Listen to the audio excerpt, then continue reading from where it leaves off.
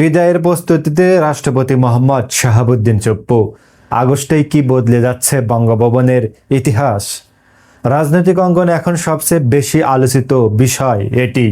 বিভিন্ন গণমাধ্যম ও রাজনৈতিক মহলে জোর আলোচনা, বঙ্গভবনে বড় ধরনের পরিবর্তনের প্রস্তুতি চলছে।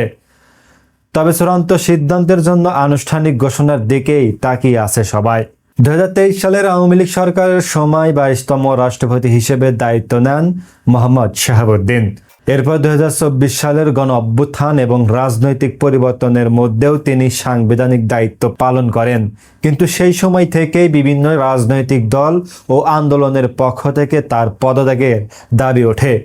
সাম্প্রতিক সময়ে রাজনৈতিক মহলে আলোচনা শুরু হয়েছে, রাষ্ট্রপতি স্বেচ্ছায় দায়িত্ব ছাড়তে পারেন, পাশাপাশি তার শারীরিক অবস্থাও ভালো নয়। সম্প্রতি বিদেশে চিকিৎসা নেওয়ার পর দেশে ফিরে কয়েক দফা হাসপাতালে ভর্তি হওয়ায় স্বাস্থ্যগত বিষয়টিও গুরুত্ব পাচ্ছে। সংবিধান অনুযায়ী রাষ্ট্রপতি পদত্যাগ করলে তিনি স্পিকারের কাছে স্বাক্ষরিত পদত্যাগপত্র জমা দেবেন। এরপর নতুন রাষ্ট্রপতি নির্বাচিত না হওয়া পর্যন্ত স্পিকার সাময়িকভাবে রাষ্ট্রপতির দায়িত্ব পালন করবেন। এদিকে সবচেয়ে বড় প্রশ্ন, পরবর্তী রাষ্ট্রপতি কে হবেন? রাজনৈতিক মহলে বিএনপির কয়েকজন জ্যেষ্ঠ নেতার নাম আলোচনায় থাকলেও সাম্প্রতিক সময়ে নতুন করে এসেছে মন্ত্রী পরিষদ সচিব নাসিমুল গনির নাম। যদিও এ বিষয়ে এখনো পর্যন্ত কোনো আনুষ্ঠানিক ঘোষণা আসেনি। সংবিধান অনুযায়ী রাষ্ট্রপতির পদ শূন্য হলে 90 দিনের মধ্যে জাতীয় সংসদের সদস্যদের ভোটে নতুন রাষ্ট্রপতি নির্বাচন করতে হবে।